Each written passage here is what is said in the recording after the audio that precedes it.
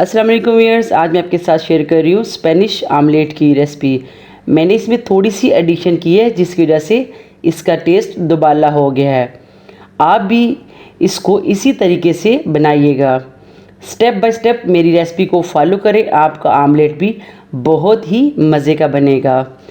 पुदीना मैंने लिया है 10 से 15 पत्ते, काली मिर्च मैंने ली है 1 टीस्पून, नमक मैंने लिया 1 टीस्पून, सूखा धनिया मैंने लिया 1 टेबलस्पून, शिमला मिर्च मैंने लिया तकरीबन आधी प्याली, मेजरिंग में ये 2 टेबलस्पून है, बंद गोभी मैंने ली है 4 टेबलस्पून, आलू मैंने लिया है 1 मीडियम साइज़ का, ये तकरीबन 4 टेबलस्पून है। आप इसको छोटे छोटे क्यूब्स में काट लें। हरा धनिया मैंने लिया है 2 टेबलस्पून, अंडे मैंने लिए हैं 4 अदद। अगर मटेरियल ज़्यादा हो तो आप अंडे और भी ऐड कर सकते हैं। मोज़रेला चीज़ मैंने ली है 3 टेबलस्पून, ये ऑप्शनल है, आपका दिल करे तो ऐड करें, अगर आपका दिल नहीं चाह रहा तो आप ना ऐड करें। प्याज मैंने लिया है मीडियम साइज़ का 1 अदद, इसको भी आमलेट कट शेप में काट लें। ऑयल मैंने लिया है 4 टेबलस्पून।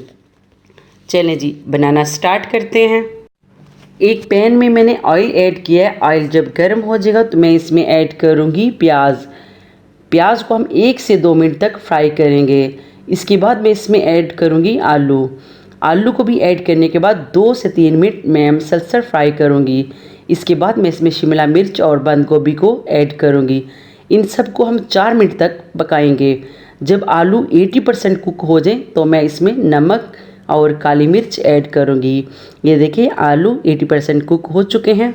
1 से 2 मिनट तक फ्राई करेंगे और इसके बाद चूल्हे से उतार लेंगे। अंडों को मैंने अच्छी तरह से फेंट कर रख लिए है। अब मैं इसमें मटेरियल को ऐड करूँगी। मटेरियल ऐड करने के बाद मैं इसको अच्छी तरह से मिक्स करूँगी। इसके बाद मैं इसमें हरा धनिया और पुदीना ऐड करके इसको भी मिक्स कर लूँगी।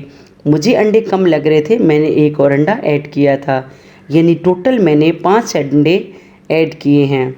दूसरे पैन में मैंने 3 टेबलस्पून ऑयल ऐड करके चूल्हे पर रख दिया है। ऑयल को हम ब्रश की मदद से अच्छी तरह से फैला लेंगे। ऑयल जब गर्म हो जाएगा तो मैं फ्लेम को स्लो कर दूंगी और आधा मटेरियल डालकर अच्छी तरह से फैला लेंगे।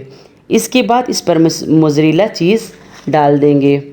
मोज़रेला चीज़ के बाद जो बाकी का मिक्सर था वो भी मैंने अच्छी तरह से फैला दिया है और 10 मिनट के लिए ढक कर रख दिया है।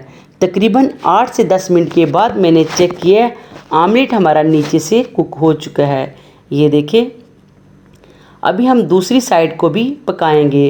किसी ढक्कन या पैन से बड़ी प्लेट ऊपर रखकर हम साइड चेंज करेंगे। दूसरी साइड को भी 8 से 10 मिनट लगेंगे पकने में। 10 मिनट के बाद मैंने चेक किया, आमलेट हमारा रेडी हो चुके हैं। अभी मैं इसको डिश आउट करूँगी। गर्मा गर्म पराठे के साथ आप इस आमलेट को एंजॉय करें। मेरी वीडियो अच्छी लगी तो लाइक करें, मेरे चैनल को सब्सक्राइब करें, अपने फैमिली और फ्रेंड के साथ इसको शेयर करें। बेल आइकन को दबाना मत भूलिएगा, इससे आने वाली हर मेरी नई वीडियो सबसे पहले आप देख सकेंगे। अल्लाह हाफिज़।